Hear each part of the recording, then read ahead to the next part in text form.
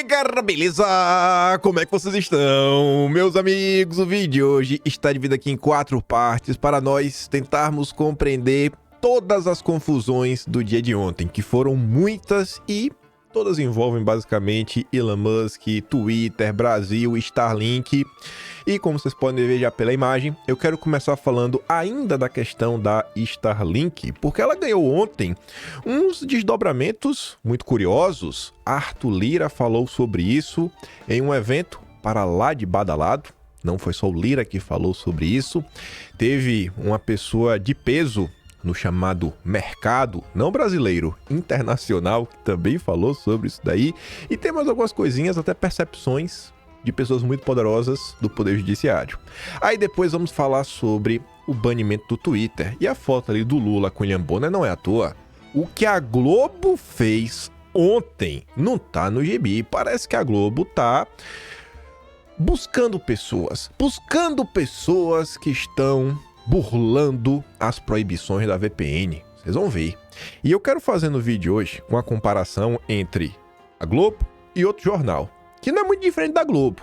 Mas mesmo não sendo muito diferente da Globo, você consegue ver como a Globo não faz jornalismo e se tornou um braço do regime. E aí tem duas coisas bem interessantes. A gente vai comparar o editorial da Globo com o editorial de hoje do Estadão, que minha Nossa Senhora, dá até medo de lê-lo.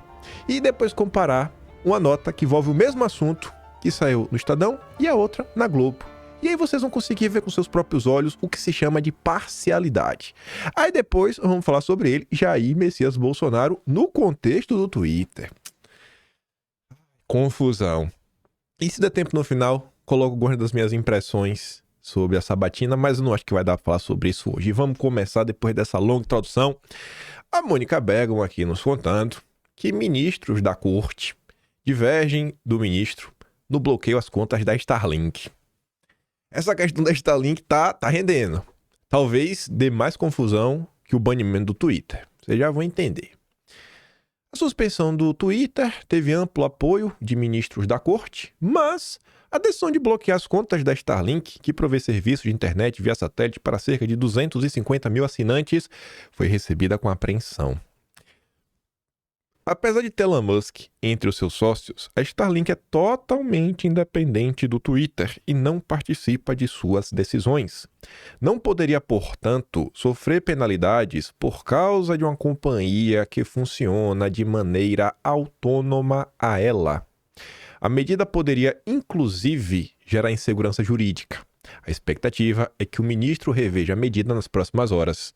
Essa matéria foi às 9 da noite do dia 30. Hoje é dia 1º, estamos aqui 6h30 da manhã e ainda não aconteceu, né? Mas nas próximas horas, espero de coração que as coisas se resolvam numa boa. Sabe, pelo bem do Brasil, a gente encontrar um pouco de normalidade, a confusão tá gigantesca.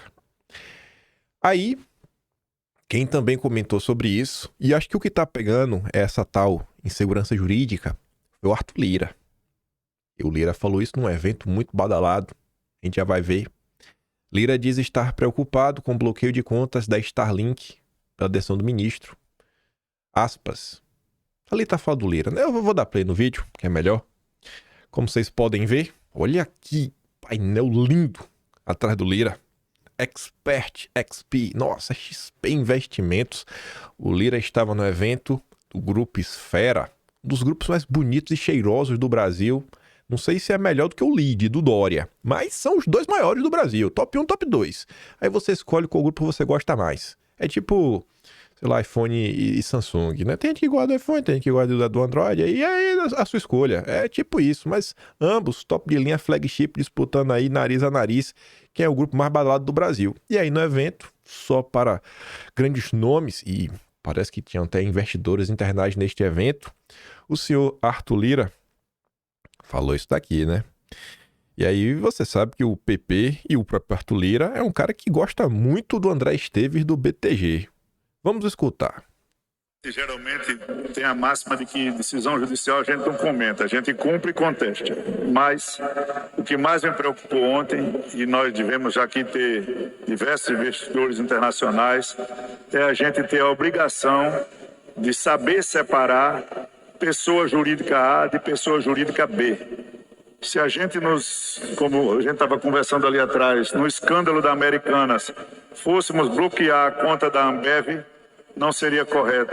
Então, a briga jurídica, a demanda jurídica que há em torno do X não deveria nunca ter extrapolado para haver bloqueio de contas da empresa Starlink. Esse é um pensamento individual que eu teria. E foi aplaudido, viu? Eu não acho que é um evento de bolsonaristas. Eu, pelo menos, não acho que é um evento de bolsonarista aí que bateu palma pro Lira. Mas, continuando. Estava eu passando no Twitter e aí eu vi várias pessoas compartilhando esse tweet aqui. Eu não sou do mercado, mas eu sigo pessoas que são do mercado. Várias divulgaram, várias. Tanto de pessoas mais à direita quanto mais à esquerda. Eu vi uma postagem cedo, sei lá, um pouco antes de gravar, de um cara que tá mais à esquerda, ele falando que seria bem interessante que o Lula entrasse em campo para falar sobre esse assunto, porque se o Lula deixar essa questão da Starlink rendendo, pode trazer prejuízo verdadeiro, sincero, para a imagem do Brasil no exterior e ter algum tipo de impacto econômico. Mas o Leandro Ruschel é um cara que é do mercado. Ele está dizendo, ó, o Bill Ackman é um dos maiores gestores do planeta. Comentando as últimas decisões da justiça brasileira em relação ao Twitter e à Starlink, ele disse que o Brasil está no caminho para se transformar num mercado não investível. Ele é um dos maiores gestores de recurso, o fundo dele é focado, parece que em infraestrutura. Aí você está falando, deve ser um bolsonarista dos Estados Unidos, né? Um eleitor do Trump. Calma, a gente chega lá. Ele falou o que ele falou, dando RT no Elon Musk, que lançou um perfil ontem querendo procurar mais confusão. E aí o Bill fala assim, ó, o fechamento ilegal, ele tá falando que é ilegal, do Twitter e o congelamento de contas da Starlink no Brasil colocaram o Brasil em um caminho rápido para se tornar um mercado não investível. A comunada cometeu atos semelhantes, levando à fuga de capital e ao colapso nas avaliações. O mesmo acontecerá com o Brasil, a menos que ele recue rapidamente desses atos ilegais. Mas será que ele não é um bolsonarista? Bom, pesquisei no Google. Eu acho que não, porque tá ali, ó. O Bill, ele apoiou nas primárias o Jim Phillips, que é do Partido Democrata agora em 2024. É um apoiador dos democratas. E ele foi um cara que abraçou a candidatura do Michael Bloomberg nas eleições de 2016, que também é um democrata. A Bloomberg que tem até a Bolsa de Valores. Então, é um comentário que tá vindo, não da direita. Eu acho que tá vindo nada aí do centro. Talvez da centro-direita, mas não dá pra falar que esse cara é um trumpista, né? Mas vamos continuar. Aí o Elon Musk deu RT no Bill, falando que investir no Brasil sob a administração atual é insano. Quando houver uma nova liderança, espero que mude. Confusão. E teve também um comentário ontem de uma pessoa meio que da Anatel dos Estados Unidos, que a gente vai chegar lá. Não me engano, não na coluna da Mônica Bergamo, não. Isso é no painel. A gente vai chegar lá, que também comentou, só que é sobre o Twitter, especificamente. Voltando para o Brasil, no mesmo evento do Grupo Esfera, também estavam lá em uma mesa de debate Cláudio Castro, o presidente da Google, e o Flávio Rocha, da Riachuelo. Gustavo Zucchi, que escreve lá com o Gadelha, foi para o evento, convidado. Cláudio Castro se reúne com empresários no Rio sobre a sombra da suspensão do X. O tema do painel era Rio de Janeiro, uma vitrine em potencial. Entretanto, o debate rapidamente caiu para a questão da insegurança jurídica. Primeiro por causa da reforma tributária e depois sobre as Big Techs. A situação específica do Twitter ficou nas entrelinhas da conversa. Nos bastidores do seminário, os empresários e investidores presentes demonstravam preocupação com a repercussão internacional da decisão do ministro do Supremo. Sem citar o Twitter, o presidente do Google pediu para o governador não colocar todas as empresas de tecnologia no mesmo saco. É óbvio, tem que separar. E ressaltou que sua empresa está há 20 anos no Brasil, empregando, pagando tributos. Quando questionado diretamente sobre o Twitter e suas regras para usuários, o presidente do Google disse que não fala sobre a rede do Elon Musk. Já o empresário Flávio Rocha, que chegou a cogitar uma candidatura à presidência em 2018, apontou que não vê a polarização como um problema, mas sim como a prova de que a população está cada vez mais envolvida com a política. Aspas para o Flávio Rocha. Essa tão falada polarização, que é apontada como um problema, acho que é um fator de amadurecimento do eleitor brasileiro. Cada vez mais, nos bares e botequins brasileiros, dedica-se menos tempo ao futebol e mais às questões políticas. E isso é a realidade. Bom, falamos aí da Starlink, coisa. Agora vamos falar do Twitter especificamente. Falar da Globo, esse lixo de empresa. Ontem eu estava passando no Twitter, me deparei com esse longo texto. Não vou ler assim pequenininho, aumentei. Mas ele foi escrito pelo Rodrigo da Silva. Eu vi porque a Paula deu RT. Bacaninha. Tem as coisinhas legais ao longo do texto. Mas o final dele é tenebroso. O Rodrigo da Silva começa falando o seguinte. Nos últimos dias, muitos jornalistas menosprezaram a suspensão do Twitter no Brasil. Mas esta rede social não perderá sua relevância sem os brasileiros. O Twitter, entre outras coisas, é um canal de declarações oficiais de autoridades do mundo. E muitas dessas declarações não estão disponíveis fora do Twitter. Não faltam jornalistas brasileiros que precisam acessar esse conteúdo em seus trabalhos. Se um analista de política internacional, por exemplo, assume o dever de escrever uma matéria sobre a política francesa, um país que enfrenta um impasse na escolha do próximo primeiro-ministro, está tendo a confusão, o Macron não quer deixar que a esquerda coloque o primeiro-ministro, a esquerda ganhou, mas não levou. Não que o Macron não seja de esquerda, mas a esquerda do partido França é submissa. Né? O Macron quer manter no partido dele. É um miserável. Mas, enfim, é natural que esse jornalista visite a conta do Macron. Né? Coisas que o Macron só escreve no Twitter e agora não vai poder ver. Joe Biden, por exemplo, renunciou à presidência dos Estados Unidos no Twitter. Hoje, o mero ato de confirmar essa informação, dada em primeira mão nesta rede social, poderia gerar uma multa a um jornalista. E uma multa consideravelmente maior do que o salário médio de um profissional do Brasil. Depende. Se for o salário dentro da Globo, é pouco. Com certeza a turma da Globo ganha muito mais do que 50 mil reais. É muito mais do que 50 mil reais no mês. Agora, no restante das empresas, eu duvido que chegue a metade disso. Mas na Globo, 50 mil é troco. Porque para passar aquele pano doido que aquela menina passa, e o Valdo Cruz, não é pouco dinheiro, não. Não bastasse se o jornalista procurasse escrever uma matéria incluindo a fonte primária da renúncia do Biden, por exemplo, embedando o tweet graficamente, arriscaria colocar o leitor em maus lençóis com a justiça brasileira. Se um tweet é a fonte primária de uma declaração, como o jornalista poderá confirmá-la para o público sem infringir uma decisão judicial? Não é meu problema. Provavelmente quem apoiou, né? A classe jornalística inteira. Há uma campanha presidencial acontecendo nos Estados Unidos nesse momento. Kamala, Trump, Walz, Vance, eles estão no Twitter todos os dias sustentando as suas posições. Consultá-las é ofício de quem reporta sobre esse evento importante. Como fazê-lo sem parecer um vendedor de coisas erradas acessando a Deep Web? E isso para não falar da abundância de fontes, especialistas, fóruns de debate, insights, produzidos exclusivamente nessa rede social sobre uma série de assuntos, cultura, sociedade, economia e esporte, a eventos grandiosos em que o Twitter é a melhor fonte de informação em tempo real. Você vê aquela questão do Bill mesmo, né? O chefe lá esqueci o nome da empresa dele, mas enfim. Ninguém discorda que há desinformação, mas há também muita informação de qualidade no Twitter, reportada por gente do mundo inteiro, incluindo bons jornalistas produzindo conteúdo para suas comunidades de leitores neste espaço. Muitos desses jornalistas, vivendo fora do Brasil, continuarão no Twitter sem medo das consequências, mas os brasileiros, graças ao ministro, estão impedidos de consultá-los. É por isso que a decisão do ministro não é um ataque apenas ao Twitter, é um ataque direto à liberdade de imprensa e, sendo assim, é também um ataque frontal à democracia. Aí, olha o final.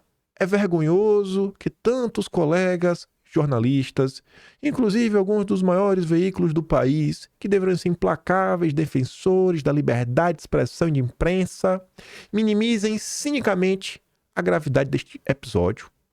Um jornalista que menospreza tudo isso atenta contra o próprio dever do jornalismo. No fim, age como uma galinha que protesta em defesa do KFC.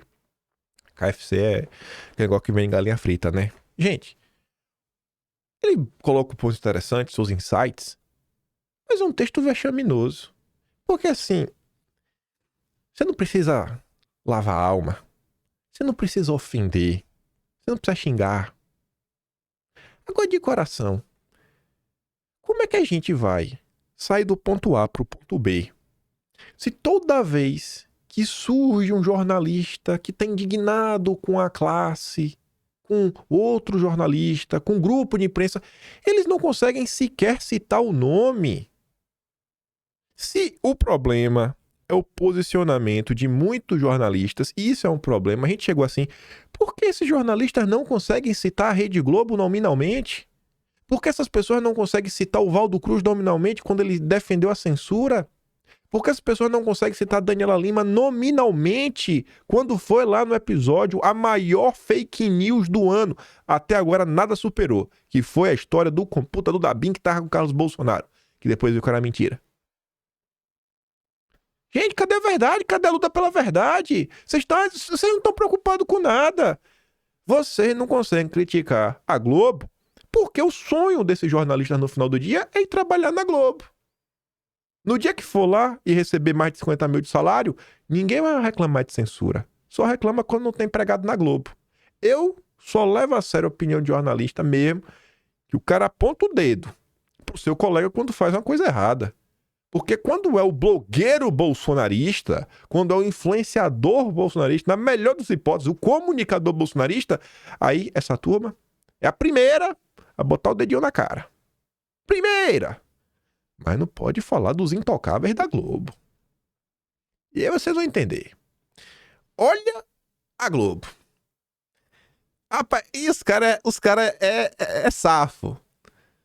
Mesmo com bloqueio do Twitter e risco de multa, brasileiros usam VPN para acessar a rede. Aí você vai falar, e como é que a Globo sabe disso? Porque Jean Amato, ele está em Lisboa. Ah, Globo, pegou o jornal em Lisboa para ficar espionando o Brasil. Não, nessa matéria não citou o nome de ninguém. Nessa matéria. Acessando o Twitter em Portugal, o Globo verificou usuários que se identificaram como brasileiros reagindo na rede. Bom dia para quem ainda está conseguindo acessar aqui. Começou o dono de um perfil conhecido no Rio. Mas pior mesmo é essa nota aqui, ó. Essa Luísa Marluso, ela cobre à direita no Globo. Ela cobre à direita. Aquela nota... Se lembra daquela nota da Globo que tomou uma checada, que falava do Felipe Martins quando ele foi solto? Foi a Luísa que escreveu. Dentre tantas outras. Porque essa foi bonita, né? Tomou aquela checada gostosa no Twitter. Mas enfim, a galera não fala nada. Ela não fala nada. Não pode falar. Cadê os jornalistas para apontar o dedo pra Globo? Eu tô me perguntando, porque a Luísa, ela está no Rio de Janeiro. Como é que ela sabe disso? Como é que a Luísa sabe disso? Ela tá no Rio de Janeiro. Vice de Zema usa VPN para publicar no Twitter sob pena de 50 mil. Tá querendo colocar um alvo? É, minha tia. Quer colocar um alvo no vice do Zema pra ele ser multado? A Globo tá fazendo o que? A lista de quem tem que ser punido? Em tweet publicado na plataforma Fora no Brasil, Simões criticou o magistrado e afirmou nunca ter imaginado que fosse praticar desobediência civil. E tu sabe disso como, Luísa? Porque teu colega tava em Lisboa. E tu? Isso aqui é Globo. Isso aqui é Globo. Quantas vezes vocês já não viram pessoas serem punidas por matérias que saíram na imprensa? Essa Luísa tá demais, né? Cadê? Quem que vai falar sobre isso? Aí fica aquela galera, né? Tipo o Sam, lá do Metrópolis. Eu gosto de perturbar ele com isso.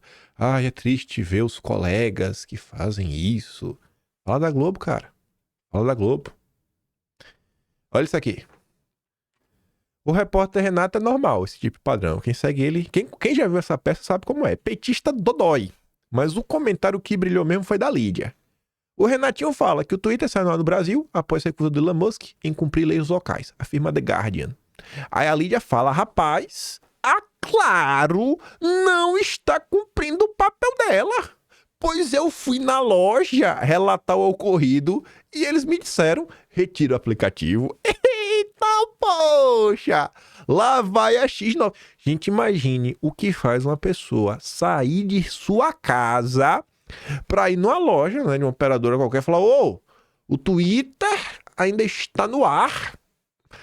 Imagina. Ela não fala, assim, ela teve que procurar alguém.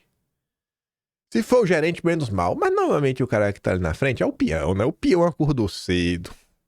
Às vezes nem dormiu direito. E peão gosta de uma festa, né? Aí, pô, a gente ontem foi sábado ou foi sexta, né? Então o peão curtiu a sexta na gandaia, tá lá cansado do trabalho.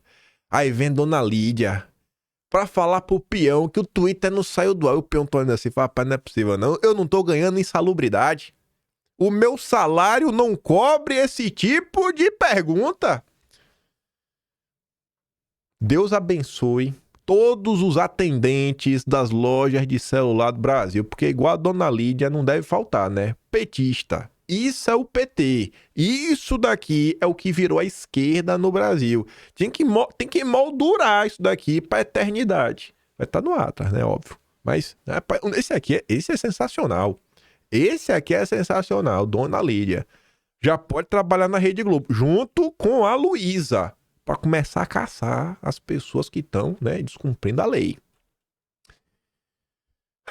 O Leandro Russo diz, né? Uma parcela significativa da sociedade brasileira, especialmente a esquerda, que desejava avidamente a consolidação de uma ditadura e a perseguição e tirar de campo seus opositores. A reação desse pessoal, o bloqueio do Twitter, deixa isso ainda mais claro. Estamos de volta a 1930.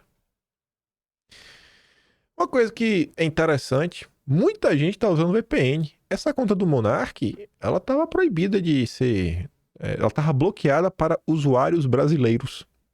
A conta do Monark estava bloqueada, pegou 32 mil curtidas, 423 mil visualizações. Ele até brincou, né? Miraram em banir o Twitter e acabaram reabilitando meu perfil. Confusão. Aí, gente, rapaz, eita, quase eu caí aqui. Eu podia até ter dito na abertura. Chegou o dia pra você ver a diferença. O Rodriguinho não consegue citar Globo no tweet. Pois o Estadão não foi pra cima do Guilherme Amado? Não cita ele nominalmente, mas cita o Metrópolis. E a gente sabe que tá falando do Guilherme Amado. Que pelo menos não fala os colegas, mas fala o nome da empresa. E aqui vocês vão diferente de jornalismo. Você vê o Estadão, que todo mundo sabe como o Estadão pensa, e a gente vai comparar com a Globo. De novo. Supremo Censor Federal. Já meteu um título pesado. Em seu editorial que corre, né, nos jornais impressos no dia de hoje. Mas enfim. O Festival de Abusos Antidemocráticos... Não, olha esse primeiro parágrafo. O Festival de Abusos Antidemocráticos cometidos pela corte em nome da democracia não para. Pela canetada, como sempre, do ministro, a corte proibiu a Folha de entrevistar Felipe Martins, ex-assessor de Jair Bolsonaro. Trata-se, obviamente, de censura prévia. Mais uma. Já começou assim. O apetite censório do Supremo é insaciável.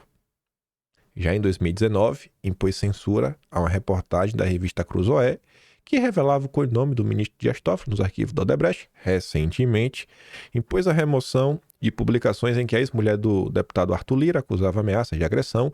Nos dois casos, houve recuo, mas nenhuma consternação.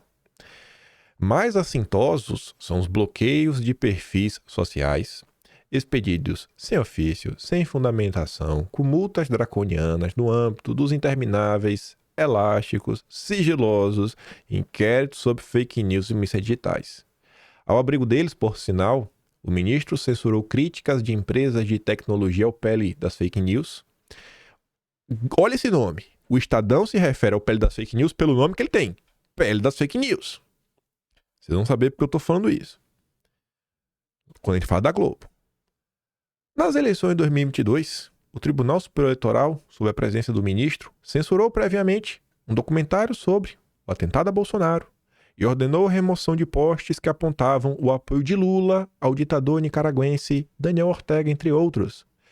Felipe Martins, suspeito de ter participado de uma trama de golpe de Estado, foi recentemente solto após 6 meses de prisão flagrantemente ilegal. O Estadão tá revoltado, viu? O ordenamento jurídico prevê a prisão preventiva em casos excepcionalíssimos, como garantia da ordem pública e econômica ou riscos à instrução criminal ou aplicação da lei penal. Nenhum desses requisitos foi comprovado. A prisão foi decretada com base numa notícia imprecisa do portal Metrópolis, segundo a qual Martins teria deixado o Brasil em dezembro. O próprio veículo admitiu o erro. Imprecisa, não foi fake news, né? Para ficar melhor, nota 6. Nota 6. Tem nota 6 porque passa. Passa porque a média é baixa, senão você vai ter que reprovar todo mundo. Como a média é 6, você tem que pegar uma coisa, pelo menos aprovar um. Fala, não, tem que aprovar pelo menos um. Não pode reprovar a turma inteira. Nota 6.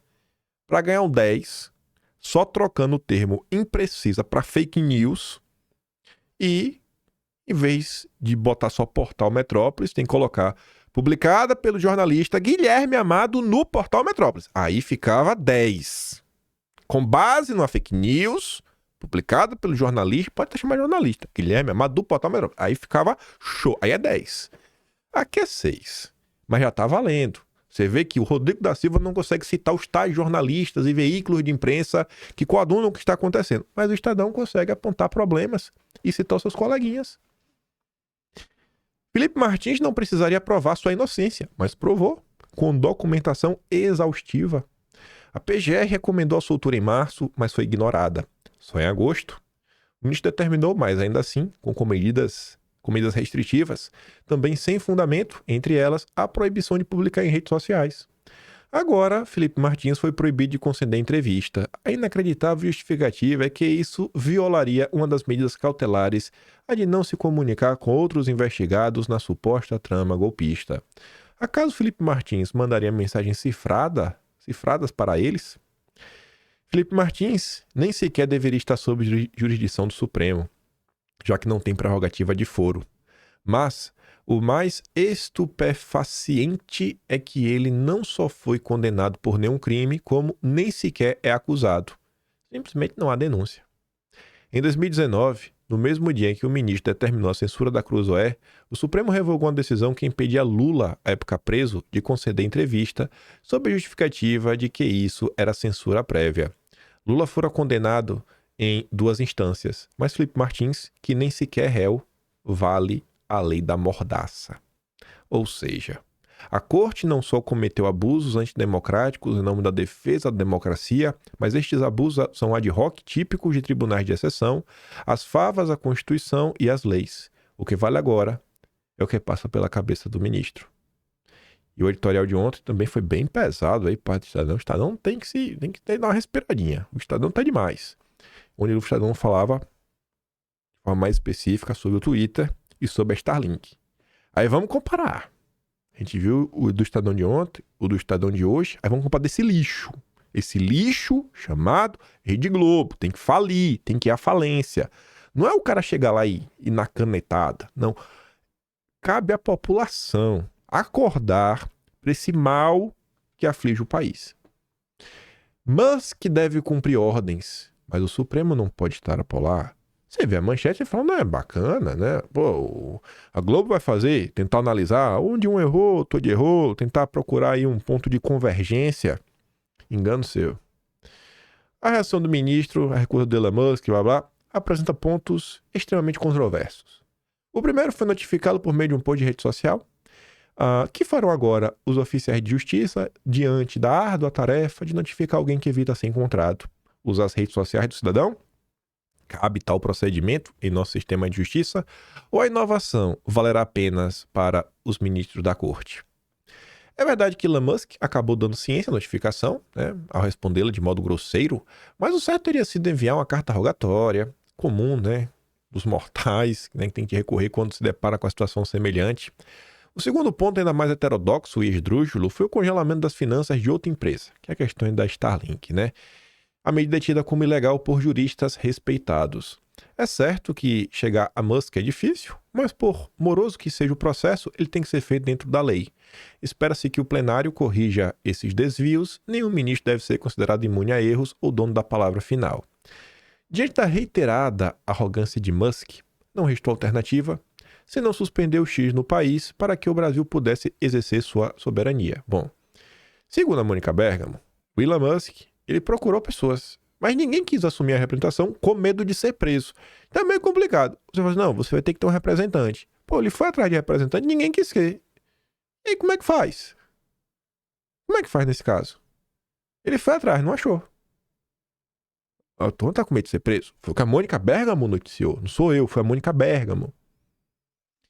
Mas estipula multas para usuários que acessem a rede usando programas, os VPNs, extrapola todos os limites do razoável. Os excessos flagrantes do ministro, contudo, em nada mudam a obrigação do Elon Musk respeitar as ordens da justiça como qualquer empresário sério.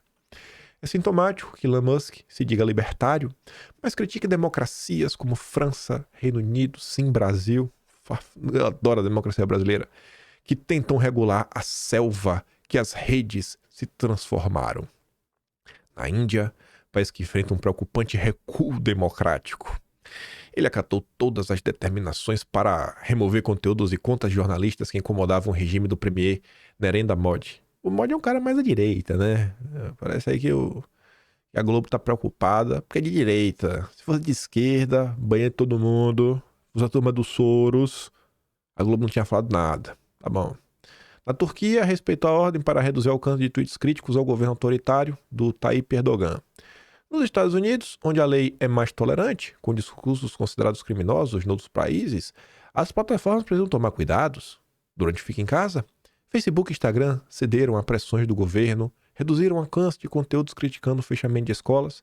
Na campanha eleitoral de 2020, suprimiram postagens com denúncias envolvendo Biden, o filho do Biden. Em carta recente, Elon Musk, porém, se diz arrependido de ter cerceado os usuários em ambas as ocasiões. Aí, a Globo vai finalmente. Cada um desses casos deve ser avaliado por seus próprios méritos e circunstâncias. É verdade que em certas situações a justiça pode se exceder ao tentar controlar crimes cometidos por meio das plataformas. Isso é lamentável. Peraí. A justiça se excede por crimes. Que crime que aconteceu? Qual foi o crime que aconteceu na rede social? Mas essas redes não podem usar tais excessos ou a defesa da liberdade de expressão como pretexto para fugir de suas responsabilidades. A mídia tradicional, mesmo em democracias centenárias, sempre foi regulada sem prejuízo às liberdades. Por que as mídias digitais não podem ser reguladas? Mas acho que elas são. Tem até o Marco Civil da internet, o meu tipo de regulação que querem fazer. Liberdade de expressão é valor cardeal em qualquer democracia, mas não se trata de direito absoluto. O uso do meio digital para cometer crimes precisa ser coibido. Que crime? Eu nunca... Cadê a preocupação com os golpes que estão acontecendo aos montes por WhatsApp, Instagram, etc? Cadê a preocupação com os golpes? Cadê a preocupação com os golpes? Que crime que tá preocupado? É o cara que postou um emoji, que falou mal do William Bonner? Viu? E eventuais exageros da justiça podem ser atribuídos a um regime jurídico ainda leniente demais com as plataformas. Oh, meu Deus, olha só, eles estão errando porque eles são bondosos demais. O sistema jurídico, ele exagera porque ele é muito leniente. Se ele fosse mais duro, não precisava exagerar. Ah, rapaz, no Brasil, a aprovação do quê? Do PL das redes sociais. Oh! Você tá vendo como são as coisas? O Estadão chama pelo nome verdadeiro, PL das fake news. Todo mundo conhece pelo nome PL das fake news. Só que esse projeto de lei, ele foi tão debatido que a população sabe do seu problema. A população viu as maldades que estavam dentro dele. Aí a Globo, não é a primeira vez que a Globo faz isso, troca o nome para tentar enfiar a goela abaixo. Então, no final do dia, o que a Globo está fazendo é criar todo um editorial para falar que o problema no final do dia é porque a gente não está punindo o suficiente. É porque nós estamos sendo duros o suficiente. E a solução para o Brasil é o PL das redes sociais. Você está vendo a diferença? A Globo está preocupada em destacar quem está quebrando as regras. A Globo está preocupada com o PL 2630. E você vê lá como estava o editorial do Estadão sobre o tema de ontem e o editorial do Estadão de hoje. Até lá, o país estará à mercê de empresários arrogantes e decisões judiciais improvisadas. Oh, improvisão, meu Deus do céu. Mas por que não tem um PL 2630? Ah, Rede Globo. Que vá à falência, que o povo acorde. Aí, o especialista em fake news da Rede Globo. Assim, ó, com a turma dos Soros. Assim, ó, Pablito Hortelado. Na briga entre Musk e o Supremo, quem perde a democracia. Aí a gente vai ver, e depois vai ver do Estadão, sobre o mesmo tema. O Estadão também vai falar sobre isso. Quem perde a democracia. Aí você vê o comparativo do nível dos jornalistas da Globo com jornalistas do Estadão, que é um veículo bem similar. Ambos centenários. A Globo tá com 100 anos, até colocando aqui em cima, né? Tudo não é mais velho. Uma análise cuidadosa, né, mostra que esse caso, tanto o Musk quanto o ministro, cada um à sua maneira, ambos contribuem para o enfraquecimento da democracia brasileira. Os inquéritos dos movimentos antidemocráticos apresentam problemas de forma, como já discuti em outras ocasiões, mas também de conteúdo, fiquei até surpreso. No que se refere às publicações nas mídias sociais, com conteúdos ilícitos, o ministro tem adotado uma abordagem mão pesada. No passado, a punição padrão para uma publicação considerada ilícita pela justiça era a exclusão dela especificamente. Considerava-se que a exclusão da conta do infrator configurava a censura prévia, uma vez que o impedia de cometer um novo ato ilícito antes mesmo de ser cometido. Os inquéritos da corte, porém, tornaram triviais as suspensões de contas em vez de apenas das publicações problemáticas. Entre o final de 2022 e 2023, quando o país assistia a campanhas maciças que incentivavam a intervenção militar, parecia razoável, diante da urgência, suspender contas que publicavam conteúdos ilícitos de maneira reiterada. Contudo, depois do fim do movimento golpista, da prisão dos líderes, não há mais justificativa para suspender contas inteiras, e a censura prévia não é o único problema. As ordens de exclusão são dadas sem que os envolvidos tenham oportunidade de se defender. São decididas sem o devido contraditório, em segredo de justiça.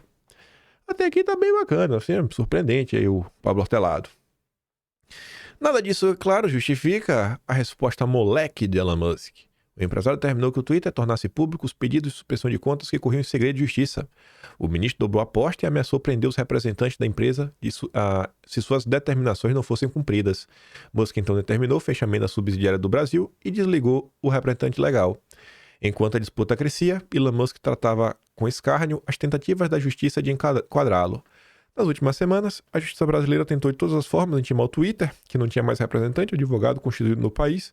Foi apenas diante desse impasse que o ministro determinou à Anatel o bloqueio da rede, depois de inúmeras tentativas de contato e da empresa acumular 18 milhões em multas. E essas multas, como é que a gente chegou nesses 18 milhões? O Pablo Hortelado não explica. Mas ele conclui falando que, embora o bloqueio do Twitter seja justificado, o ministro mais uma vez agiu de forma precipitada e excessiva. Além de bloquear a plataforma, impôs uma multa abusiva de 50 mil para qualquer um que usa o VPN, medida que esperamos numa ditadura como dos comunas, não do Supremo brasileiro. Também não tomou cuidado de divulgar as várias tentativas de notificação à empresa. Isso poderia ter preparado o público, ao longo das últimas semanas, para a suspensão iminente. Como resultado, a decisão foi percebida como abrupta e arbitrária. Esse cuidado com a legitimidade da medida perante o público foi negligenciado porque o ministro não parece ter necessidade de prestar contas. No entanto, na democracia, quem tem poderes excepcionais, como o do ministro, deve justificar cada ação. E o Pablo Hortelado termina assim muito preocupado porque essa postura, de se colocar como salvo da democracia, sem dar explicações, é um dos principais fatores para que 40% da população não confie na corte. Tá ok o texto. Mas vamos ver o mesmo tema abordado em outro portal. Suspensão do Twitter. Milhões que não tem nada com a história são prejudicados pela briga dos mandões. Não é exatamente essa tese? A democracia está sendo abalada? Estão brigando, duas pessoas muito poderosas brigando, e quem perde são os outros. O Twitter pode ser de fato uma experiência nauseante, mas também pode ser um ambiente onde se encontram profissionais sérios e gente com insights e pesquisas instigantes. É local de divulgação de artistas, cientistas, que encontraram seu espaço de atuação. A decisão judicial se cumpre, mas, na briga pessoal contra Elon Musk, na prática, o ministro prejudica milhões que não têm nada a ver com sua vendetta contra o empresário insolente. O Twitter também se tornou a plataforma mundial em que os mais relevantes políticos, líderes, empresários utilizam para se pronunciar de todas as tendências e ideologias. A decisão do ministro nos priva de muita coisa relevante que ocorre no mundo. Goste-se ou não, o Twitter transformou-se num espaço de discussões públicas. Nesse sentido, espanta que alguns simplesmente comemorem o suposto fim desse território de disputa e gente que vive dele. É como se, cara, os pensadores, né, tirassem suas próprias vidas por questões ideológicas. Vamos parar de pensar por questão ideológica. Somos um país peculiar. Ocorreu com Joaquim Barbosa, depois com Sérgio Moro e agora com o ministro. Uma parcela significativa da população passou a torcer por seus juízes de preferência, como se fosse por um clube de futebol. Quando se imagina a justiça como algo técnico, que cumpre as leis, esse fenômeno é no mínimo bastante esdrúxulo. Um juiz que já foi filiado ao DEM, MDB, PSDB, foi ministro, entre aspas, golpista do Temer e hoje virou besta-fera do bolsonarismo e herói da esquerda, uma história e tanto. E estamos numa briga que não é tão fácil assim determinar quem tem razão. De um lado, Musk foi provocador, inconsequente, utiliza de fato a plataforma para seus próprios propósitos, né, políticos e age com pirotecnia. Do outro, o ministro não tem arredado o pé da condução de inquéritos cada vez mais injustificados. Se por um lado, sua ação pode ter sido fundamental para esvaziar o golpe de Estado, e aqui eu fiquei surpreso, ele botou entre aspas, né? Esvaziar um golpe de Estado. Será? Ou se tornou uma desculpa eterna para os abusos? Será que realmente teve uma tentativa de golpe de Estado? Ou era só uma justificativa? Sua atuação se degenerou a ponto de se tornar uma espécie de censor geral do Brasil. Na prática, é de que, desde o fim da censura prévia no Brasil, não vimos nada parecido com o que pode ocorrer a partir de hoje. O fim abrupto de um espaço de discussão onde todos podiam participar, mesmo que seja com pesos e influências diferentes. Difícil dizer que se trata apenas de uma questão de Estado de Direito, porque certos princípios vitais de um país, como liberdade de expressão, ficam feridos de morte. Sem falar, e isso já foi dito, que dará discurso pra gente que apoia o golpe e hoje clama por aí que vivemos em uma ditadura. Acho que se você compara ambos os textos, você vê que existe o tom tá um pouco maior. E se você compara os editoriais, aí já não tem nem mais o que comparar. Essas nuances, acho que elas deixam bem clara como pensa a Rede Globo, como pensa um jornal que também acha que Bolsonaro é um golpista. Elon Musk aí tá atrás realmente de confusão, né? Não tem como negar isso. O cara não me lançou um perfil oficial, selo dourado, com o nome do ministro, pra falar que hoje vamos começar a lançar luz sobre os abusos cometidos. Cara, o cara fez um perfil só pra isso, meu Deus. Rapaz, o bicho levou o pessoal. Levou pro pessoal mesmo, viu? Minha Nossa Senhora, velho. E aí tá lá comentando. Aí ele postou questão em uma decisão que até já tinha circulado, o pessoal já tinha debatido, que é aquela decisão que tá até a questão do Marco Duval, filho do Oswaldo Eustáquio, enfim. Foi a primeira postagem que ele fez nesse perfil. A confusão tá garantida. Aí, como eu tinha dito lá no início, veio uma crítica lá de fora, de uma pessoa trampista, mas não tão trampista. Vocês vão entender. Integrante de agência de comunicações dos Estados Unidos critica a decisão autoritária. Qual é o nome dele? Brendan Carr. Ele é da Federal Communications Commission, FCC, uma espécie da Anatel dos Estados Unidos. Mas enfim, abre aspas, porque ele disse: o ministro deixa claro que está tentando desferir um golpe mais amplo contra a liberdade de expressão e em favor de controles autoritários. Disse ele ao analisar a decisão completa do ministro de 51 páginas. Ele tem um histórico de defesa da liberdade de expressão. Foi indicado em 2018 pelo Trump para um mandato de 5 anos. Aí você fala, então ele é trumpista. Peraí. Ele foi reconduzido pelo Joe Biden para mais um período na agência que vai até 2028. Pô, um cara que foi indicado pelo Trump e conseguiu se manter no mesmo local. Na administração Biden, eu acho que ele não deve ser tão trumpista assim. Segundo o Carr, a censura do ministro tem natureza política e ideológica e está expressamente proibida pela Constituição brasileira. Ele aponta que em sua decisão, o ministro vê a liberdade de expressão como ameaça à democracia. O oposto é verdadeiro. A liberdade de expressão é o controle da democracia, um excesso de controle governamental. Censura é o som dos autoritários. Afirma ainda que o ministro repete o roteiro requintado de rotular discurso político que vai contra a sua própria ortodoxia de desinformação e que sua decisão é parte de um debate mais amplo no mundo. É imperativo que a livre expressão e liberdade prevaleçam. Para onde isso aqui vai escalar, eu não sei. O que eu sei é que o mês de setembro, com certeza, vai ter um capítulo só para falar sobre isso, né? E eu acho que isso não tá no fim. Eu acho que isso meio que tá no começo, né? O Twitter foi bloqueado tem 48 horas, mais ou menos. Pra fechar esse bloco, antes de falar de Bolsonaro e do Twitter, uma notícia meio que boa. Acho que é meio boa. Eu acho bacana. Espero que realmente tenha um fim. Fim do inquérito das fake news não está distante, diz o ministro Barroso. A fala do Barroso na entrevista foi a seguinte: eu não saberia precisar uma data. Não gostaria de me comprometer com a data. Mas acho que nós não estamos distantes do encerramento porque o PGR já está recebendo material. Caberá ele pedir o arquivamento ou fazer a denúncia. Espero que realmente tenha um fim, né? Porque, pô, tá 5 anos.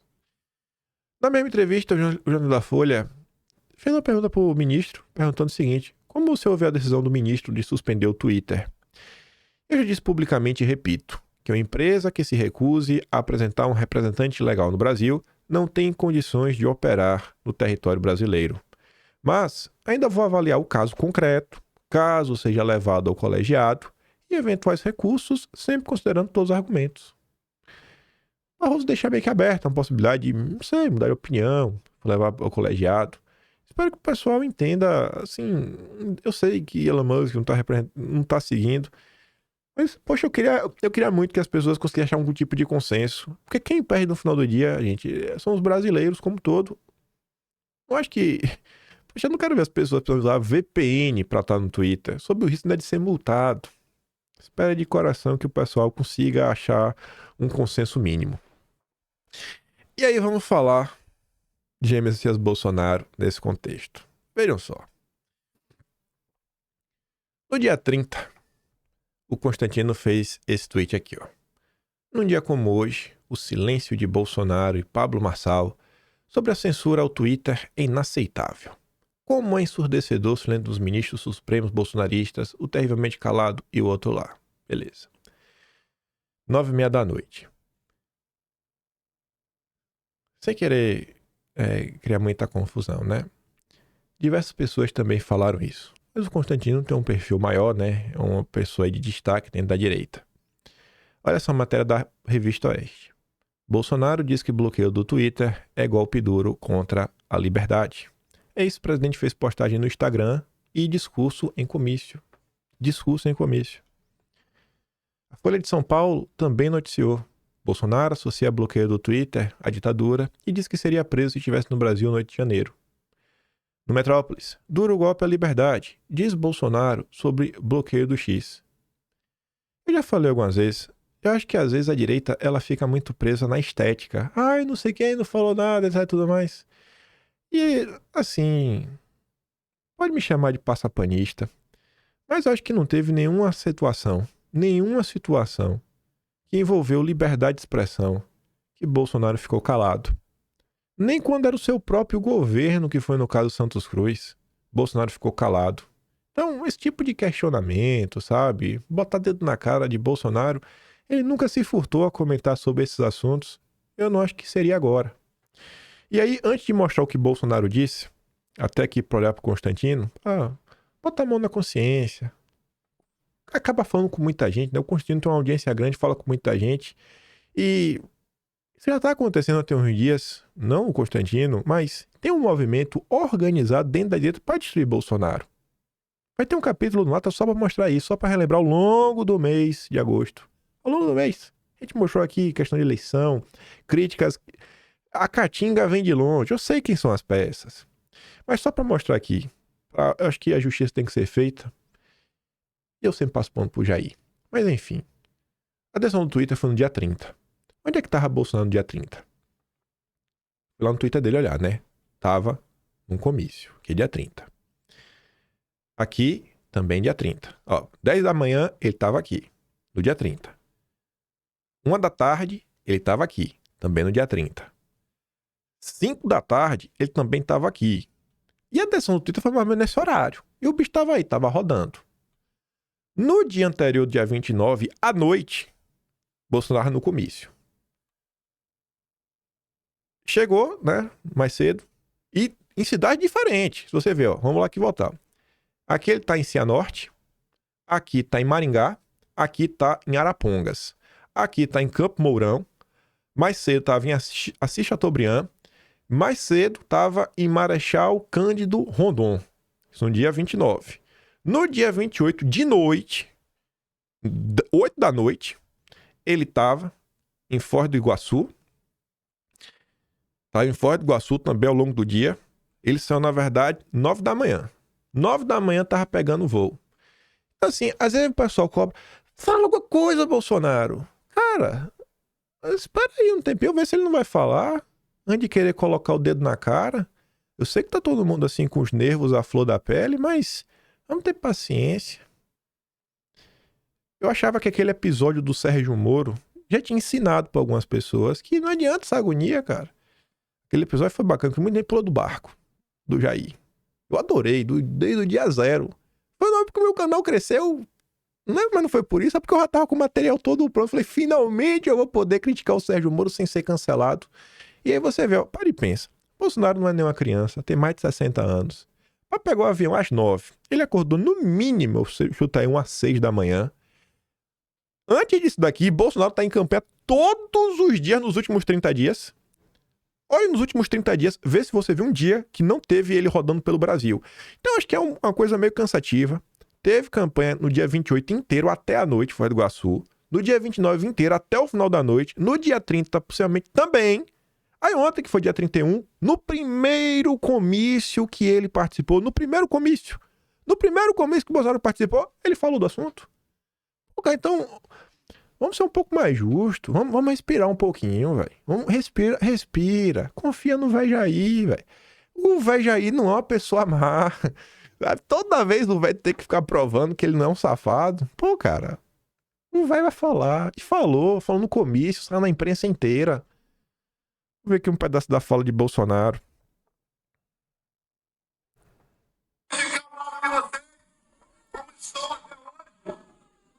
Poderia ter ficado nos Estados Unidos. O que teria acontecido comigo? Eu sabia que algo ia acontecer. Afinal de contas, no TV não é possível.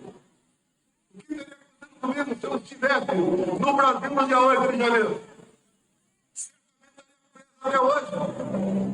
Me acusa de tudo. Até por golpe de prestígio. Hoje nós estamos vendo que quem está conduzindo o Brasil com a ditadura não é quem esteve ao meu lado. Eu, ao longo de 4 anos, toda semana, era fustigado por pelo menos uma decisão do Supremo Tribunal contra o meu governo. Temos agora 18 meses de governo, praticamente. Simulação contra esse cara. Muito pelo contrário, está tudo uma maravilha. Não está pegando fogo na Amazônia. Não está morrendo em Anomália. O Brasil é um país fantástico. Essa é a nossa terra prometida. Bolsonaro postou no Instagram, né, como tá. Postou também um texto no Telegram. Esse texto no Telegram, tu acredita que teve um cara que... Eu vi essa página do Constantino, o cara falou, Bolsonaro está calado, frouxo, covarde. Aí eu respondi pro cara assim, não, cara, ele falou, tá aqui, ó, no Telegram. Aí o cara me respondeu, é tão frouxo que não consegue nem citar o nome do ministro. Não, esse botou, é tão frouxo que escondeu a nota no Telegram e não cita o nome. Aí eu pensei, pô, ele não citou só no Telegram. Ele não... Peraí. Eu odeio falar e não provar o que eu falo, porque eu pareço que sou um mentiroso, né? Sei como é. Vamos lá, peraí. Pra eu não parecer que eu sou mentiroso. Eu vi aqui, ó. Vamos lá. Pelo menos o Marçal continuou postando normalmente no Twitter. Já o Jair está na 4 linhas. O Jair é o Theon Greyjoy. E o ministro Russell Bolton, pra quem assistiu Game of Thrones. Aí eu falei, cara, desde cedo o Bolsonaro falou sobre o assunto. Mandei lá no postagem do Telegram, né? Sério? Nem mencionou o nome. Ainda fez escondido lá no Telegram. Aí eu falei, cara, não foi só escondido no Telegram. Ele falou no comício lotado, saiu em toda a imprensa. E eu disse, né? O ódio pelo Jair antigamente cegava apenas a esquerda. Mas hoje em dia, né, rapaz... Antigamente só a esquerda ficava cega com o Bolsonaro e a mudou. Mas eu mostrei, né? Você tirou isso de onde? Pô, tirei de algum lugar. Aí, aproveitando aqui, deixa eu mostrar aqui, já tô aqui. Se liga nesse comício. Tirar aqui o som, que tá com a música. Vê se tinha gente. Vê se tinha gente. O homem tá rodando. O homem tá rodando, faz a parte dele. Tá meio cheio, né? Meio cheio esse aqui em Londrina. Meio cheio esse comício. Ah, deu pra ver o tamanho já, né? Tá meio cheinho. Tá meio cheinho o comício do Jair. Vamos voltar. Aí, pegando até o gancho e coisa, e não é nem pegando no pé, esse vídeo aqui circulou lá do personagem Braddock, tá o... Nossa, esqueci o nome do apresentador. Bicho. Enfim, tá a Fabi, tá o Constantino, tá o Gaia. E aí eles estão falando sobre o momento atual, sobre eleições. Eu quero comentar umas coisinhas. Eu fico desesperado com gente falando de eleição lá na frente. Eleição. Não entenderam que não vai ter eleição se continuar assim? Não entenderam que o cara está interferindo na eleição municipal já? Então, que eleição? A premissa de normalização das instituições é a mais esdrúxula hoje no país. E tem um monte de gente repetindo isso. Tratando como se fosse normal. Não, nós vamos discutir. O Tarcísio vai derrotar o Lula em 2026, as coisas começam a mudar. Meu amigo, virou Venezuela hoje. Virou Venezuela hoje. Até 2026, sinceramente, eu acho que com exceção de você que não está no Brasil, todos nós dessa bancada estaremos presos. Esse é o caminho que o Brasil está indo, em ritmo acelerado, e está parecendo aquela fábula do sapo na água fria, esquentando até ferver lá dentro. E as pessoas não estão percebendo o que está acontecendo. Eu conversei hoje com uma pessoa próxima da Maria Corina, e ela falou para mim, vocês estão no ritmo mais acelerado do que nós tivemos para chegar no nível que a gente está hoje. Eu acho que esse ponto aqui, eu tenho uma certa discordância de algumas coisas, mas discordância é de boa. Tem muita gente que vê esse vídeo, o próprio perfil que postou falou o seguinte, né? É importante a observação. Eu entendo todo esse senso de urgência. Não tem como não ter o senso de urgência. O Twitter foi banido do Brasil. Pessoas com muito mais dinheiro do que nós, como o Bill do início, tá falando, cara, o Brasil não é um lugar que tá seguindo uma trilha que para continuar investindo vai dar meio ruim. Você vê que a própria imprensa brasileira tá falando, rapaz, essa decisão da Starlink é complicada. Só que, gente, quando eu falo para vocês, a gente não pode ficar, às vezes, preso numa única pauta. A gente tá no momento atual, que é momento de eleição. O momento atual é momento de eleição. Uma coisa, outra coisa, outra coisa. Uma coisa é uma coisa, outra coisa é outra coisa. Gostei da falando até mais, acho, da eleição de 26. Tem gente preocupado com isso. Eu acho que você tem que também não estar preocupado com isso. Nós temos no Brasil acontecendo várias coisas.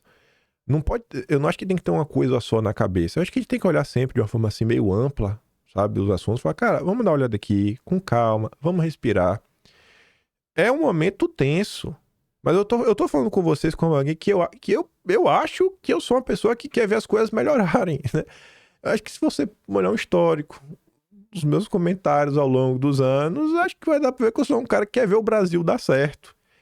E eu fico preocupado quando eu vejo alguns discursos que rolam nas redes sociais. Eu mostrei um outro falando, o Roberto Jefferson tava certo. Eu falo, cara, eu já vi o que aconteceu ao longo de 2020, 2021, 2022. Existe um senso de urgência, mas clamo a vocês, respira um pouquinho. Não é respirar para não fazer nada, mas sim, respira, olha bem, pensa, vê o que tá diante, as possibilidades. Porque às vezes surge um maluco igual o Roberto Jefferson. E o pessoal abraça e vai atrás. E no final do dia a coisa piora. Então assim, respira, vê o que tá acontecendo. Tem os deputados, tem os senadores. Você tem que a primeira resposta tem que vir da classe política. A primeira resposta pro que tá acontecendo precisa vir da classe política. O pessoal tá chamando manifestação, o povo falou que vai da rua, mas a primeira resposta, cara, tem que ser da parte política, não tem por onde correr. E a eleição é importante. O Bolsonaro tá aí rodando. É vereador, é prefeito, que faz base para 2026, mas não só isso. Pense naquelas pessoas que poderiam até ajudar, mas às vezes ela tem que se dedicar ao trabalho dela. Ela fala outra coisa, nada a ver com a política. E às vezes, se ela é eleita ou ela é assessora de alguém, cara, ela agora vai ter mais tempo para se dedicar a entrar nessa batalha que tá todo mundo aí querendo ver uma melhoria no Brasil. Então, assim, nem tudo, nem tão pouco. A gente não precisa ser 8 ou 80, ou tudo ou nada. É só liberdade de expressão, esquece totalmente a eleição. Também não pode dar um foco total à eleição e esquecer do que tá acontecendo. Sabe, é só... Tá todo mundo com os nervos da flor da pele. Tá todo mundo com os nervos. Isso é normal. É só isso, ó. Dá uma respirada, tenha uma calma. Que as coisas vão. Eu espero que as coisas vão, né? Eu acho que sem acalmar. Com calma já não tá indo. Com agonia. Não vou falar que é com pressa, não. Pressa tem que ter. Pressa realmente é real. Mas quando você vai todo agoniado, quando você não. Sabe? Não sei. Mas que entenderam o que eu tô querendo falar, né? Qual é a minha preocupação mínima. Enfim.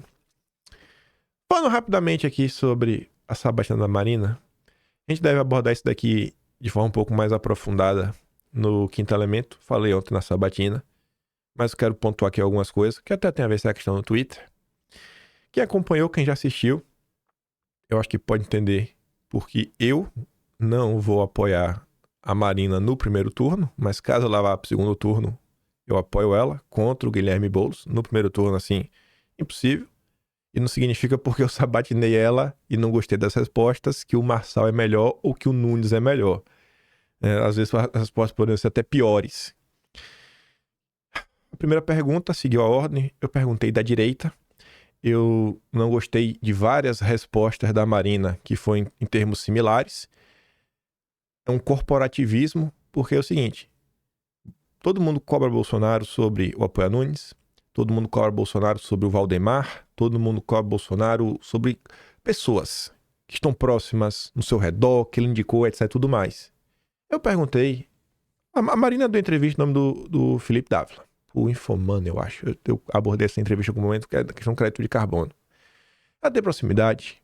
O Luiz Felipe Dávila foi o candidato do Novo em 2022. E ele veio com a história de sensata, que o Bolsonaro é direita chúcara, falando que tem que se unir com a esquerda inteligente. Então eu perguntei, e ela me deu uma resposta evasiva. Se você quiser, você sabatine ele. Não quero sabatinar ele, eu quero saber de você. Porque isso pra mim mostra como pensa o político. Porque se ela está no Partido Novo, e mesmo estando no Novo, ela consegue reconhecer o erro de seus colegas, pô, isso é um comportamento que eu acho que é desejável. Você conseguir reconhecer o erro dos seus colegas, isso não te diminui. Fala, pô, eu acho que ele errei. Pronto. É vida que segue. Ela discordou lá, etc, tudo mais. Depois eu perguntei sobre uma opinião da Bolsonaro, ela falou, foi apressada. Foi até, falou, viu um áudio ali, mas depois vi que não tinha nada, eu até me arrependo. Pronto, bacana. Depois eu perguntei para ela sobre questão de ideologia. Um tema que talvez eu acho que é muito importante. A terceira pergunta, eu acho que foi bem interessante, perguntando sobre o papel do cristianismo na política. O Arthur veio a pergunta e falou, pô, nunca parei pra pensar sobre isso. Ali eu falei, pô, na hora que ela falou isso, eu falei, a sabatina tá boa. Você fazer uma pergunta que o candidato nunca parou pra pensar, você vê que é uma pergunta capciosa. E acho que falando do cristianismo, uma coisa que acho que a maior parte de vocês se preocupa. Eu me preocupo. Pra mim tem que ter espaço pra Jesus, independente. Pra mim tem. Ela deu uma resposta bacana, ele explicou lá, dá uma olhada. Depois entramos em liberdade de expressão, você fala pra ver. Não gostei mesmo da resposta, não porque ela sabonetou, mas porque ela não sabe do assunto. Eu perguntei pra ela sobre o papel do MBL, do Ayan, do Moro, do Frota, da Joyce, e a resposta dela assim, em algum momento, né, eles apoiaram. Não é isso, não é isso. Eu perguntei pra ela meio que a história. Ela sai da Cruzoé e da Cruzoé ela vem por dia de hoje. E eu assim falei, cara, não teve CPM das fake news, manifesto em 2019, a primeira busca e apreensão, a saída do Moro. Sabe, não existe esse processo. Então, assim, como é que você quer, sabe, lutar pela liberdade do Brasil e você não sabe o que algumas pessoas fizeram? Você não sabe como é que o problema nasce. E qual o problema disso que me incomoda muito? Lá na frente, é 2 para se unir com o MBL.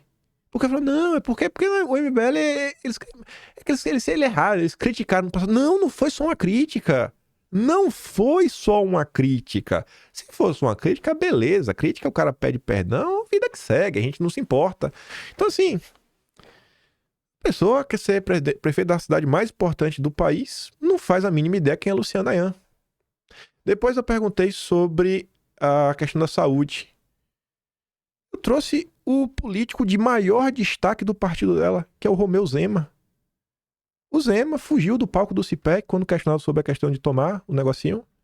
E o Zema fechou o estado, a loja da família dele é aberta. Mais uma vez, ela não conseguiu criticar o seu colega de partido. Pergunte ao Zema. Achei uma resposta evasiva, foi o que eu achei. E aí, não sei como foi que a gente pulou. Aí eu fui por questão do Tagliaferro, criatividade. Aí eu botei o caso do Deltan. Ela colocou em seu plano de governo o Deltan. Ela quer criar a Lava Jato de São Paulo. Vou até mostrar aqui o negócio, ó, pra você ver que essa percepção não é só minha. Deixei aqui aberto. Se liga aqui, ó. Atualizar. Deixa eu atualizar. Ó, tá atualizando. Atualizou, aqui ao vivo. A Tsuko fez assim, ó, ainda na metade de uma sabatina, a pessoa é igual um sabonete em personagens que estão diretamente vinculados a ela. Previsível, né? Zema, Dávila, etc. Deltan. Falei que tentei fazer as respostas. Aí o carapuço fala assim, ó, a mulher disse que não pode responder pelo Deltan, mas queria usar a Lava Jato como se tivesse participado dela porque são do mesmo partido. Só interessa falar do partido quando a favorece. E só falta falar que não é do partido quando não a favorece. Não acho que isso é ser mau caráter, mas... Enfim, tem a posição. Então eu quis saber, né? Falar, mas peraí. Vocês estão incomodados com a questão da criatividade da Revista Oeste. E quando foi a história do depoimento forjado? Uma coisa é você utilizar a criatividade no relatório. E um depoimento forjado? Pergunte pro Deltan. Pô. Eu já falei disso no vídeo, mas quantas vezes, né? Eu já gravei vídeo. O Bolsonaro uma vez gravou um vídeo na frente do pai, falou, assistam esse vídeo. O máximo que o Deltan fez foi me acusar de fake news, com matéria da imprensa. Então eu achei que era uma oportunidade dela. O pessoal só quer os louros. Depois falando de educação, pergunta mais de boa, achei que tava muito tenso. O Tagliaferro olhado, ia ser olhadinha informal também do Deltan. Eu falei, eu já tava até meio assim, apertando, tava apertando bem. A gente dá uma apertada boa. ONGs e contratos envolveu o contrato da... Contrato não, né? Aquela multa da JBS que iria, né, que poderia ser usada aí para combater a corrupção, que meio que tava tentando desenhar a transparência internacional com apoio do Deltan, enfim. Falei, não deu tempo também, já tava com mais de 1 hora. E eu falei da questão do crédito de carbono. Você colocou aqui, né? E é engraçado, porque no Twitter, quando ela falou, eu falei, lógico, a medida que vai trazer dinheiro, até porque foi algo feito pelo governo Bolsonaro, pelo Salles. Pô, a turma às vezes fala que é gado, né? Tudo que Bolsonaro faz bate palma é gado. Mas pera aí, né? Porque o Salles seu, eu vou bater palma. E a pergunta que eu fiz pra ela, eu acho que é a pergunta, assim, pra mim era a pergunta principal. É o seguinte, tá, você tá defendendo uma coisa. Você conhece essa coisa? Você conhece essa coisa? E eu perguntei o quê? Cara, você pode então me contar a história básica da Agenda Verde? Porque existe uma história. É um consenso. Tem livros sobre isso, diversos. Produções tanto do governo. Eu já encontrei produções do próprio Ministério Público contando essa história. Livros de histórias diversos. ONGs falando sobre o assunto. E até o embaixador lá, o Aranha, aqui lá do Lula, também falando desse assunto. Ela é uma história que ela tem, assim, início, meio e fim. Ela começa com o relatório do Clube de Roma, por exemplo, Estocolmo 32, relatório de Brundtland, Rio 92, aí depois pula pro White Matters, que é a reunião de 2004 que o Kofi Annan convoca e sai dali o conceito do ESG, em 2004. A teoria, assim, fala sobre isso. E em qual contexto o crédito de carbono? Ela fala, pô, foi honesta, gosto disso, pô, não sei, beleza. E depois eu fiz uma pergunta lá para os... Mais especificamente, assim, apoia uma medida que não faz a mínima ideia do que está apoiando. Não tem a mínima ideia do que ela está apoiando. A mínima ideia. Tanto que a pergunta era, cara, e aí? Como a gente pode implementar essa medida perante quem criou a mesma sem ter danos irreversíveis ao Brasil? Tinha imposto do pecado que eu não perguntei. Eu ia colocar um estudo antigo da esquerda mostrando como esses impostos verdes podem ser utilizados como extrafiscalidade, né? Quando usam um imposto para causar mudanças comportamentais. Ia falar da reforma tributária do Lula, do imposto do pecado. Ia trazer o do Zema, que o do Zema não foi o mal à saúde do meio ambiente, mas o Zema falou sobre coisas supérfluas. E minha pergunta seria, até onde vai o liberalismo e a pressa do Estado? O Estado o Estado que vai dizer o que é supérfluo, o que faz bem para a saúde e mal para a saúde? Como é que você geraria isso? Eu acho que ele é sabonetado também, a pergunta do Zema, pelo padrão de pergunta que ela deu. E no final eu perguntei quem são os atores, né, as pessoas aí que apoiam Lula fora dos 3 poderes. Eu queria ver como é a percepção dela, como ela enxerga as coisas. Ela falou a mídia. Ficou meio assim, a mídia. Tem uns grupos aí pra também, mas eu queria ver se você escutava da boca dela o nome de alguns agentes. Fala assim, ó, essa pessoa aqui tá com Lula fechado, ó, doação de campo aí. Ele falou o que eu quisesse. Eu esperava um pouco mais. Depois de ontem, eu duvido que o Marçal... Quer dizer, o Marçal deve ir. O Marçal... Do jeito que eu fiz, deixando falar, o Marçal tem cara que vai, sei lá, quem sabe fugir de algumas perguntas. E o Nunes, eu acho que dificilmente o Nunes aceitaria. Mas foi uma sabatina dura, eu quero saber. E as perguntas que eu fiz do Novo, eu acho que se eu entrevisto o Nunes, eu acho que todo mundo quer que eu pergunte pra ele sobre o Bruno Covas, na época do Fecha Tudo. Perguntar de pessoas ligadas a ele na política. Acho que todo mundo esperaria isso. Assim também, como se eu entrevistar o Marçal, todo mundo também esperaria que eu apertasse em relação ao Avalanche e tantos outros. Então, esse papel sabatina, conhecer o candidato, sob pressão, eu acho que conseguimos colocar. No segundo turno, se ela for, meu voto é dela. Eu não voto lá, né? Mas o meu apoio é pra Marina Helena. Mas no primeiro turno, olhando os candidatos, vendo o que eles falam, eu tenho muitas ressalvas a vários deles. Eu não vou apoiar ninguém. Porque para evitar o quê? Eu só quero evitar o Boulos. Me perdoa. Cada candidato eu vejo vários problemas e diferentes cenários para a própria direita. Um lado você vai fortalecer o Novo. Eu não quero fortalecer o Novo. O Nunes, você fortalece o Centrão. Mas já tem um vice bolsonarista. Não sei se o Nunes vai sair em 2026 para ser candidato. E você vai fortalecer o Marçal, que é a grande incógnita. O que significa fortalecer o Marçal? O Marçal tem uns projetos muito estranhos também. Um do drone aí de vigilância, meio Minority Report demais, né? Pré-crime. O Marçal tem várias coisas, algumas pessoas que estão apoiando o Marçal também. Eu fiquei assim, né? Meio estranho esses apoios aqui nos empresários aí do barulho. Mas enfim. Fala sabatina. Tentei fazer o meu melhor, apresentar uma sabatina que fugisse um pouco do padrão aí da imprensa, né? Aquelas, o que você acha daqui? E depois sai São Paulo, e as suas... Cara, o programa de governo tá aí, todo mundo consegue ler. Eu quero tentar extrair algo da pessoa que, sei lá, pode significar alguma coisa, pode criar um alerta em alguém. Então tá aí. Se os outros candidatos quiserem, sabe? A porta aberta, vamos ver se virão, né? Mas é isso. Ficamos por aqui.